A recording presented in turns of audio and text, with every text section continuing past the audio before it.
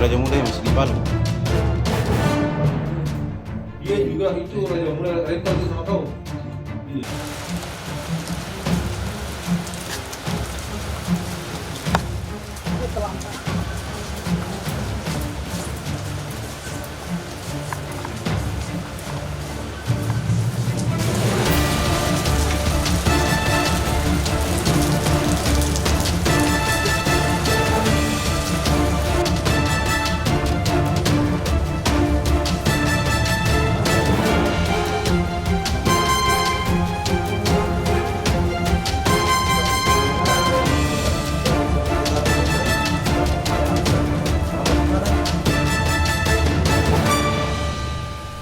Barangnya itu didapat dari mana? Ada temannya.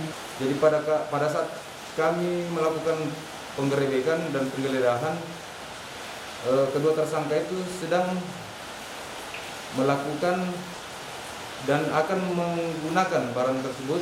Di samping terdapat barang jenis sabu-sabu yang akan dia pasarkan di kota Toraja, Makale. Jadi barang yang kami temukan yang belum dia edarkan yaitu seberat 1,1. Terima kasih sudah nonton. Jangan lupa like, subscribe, dan share ya.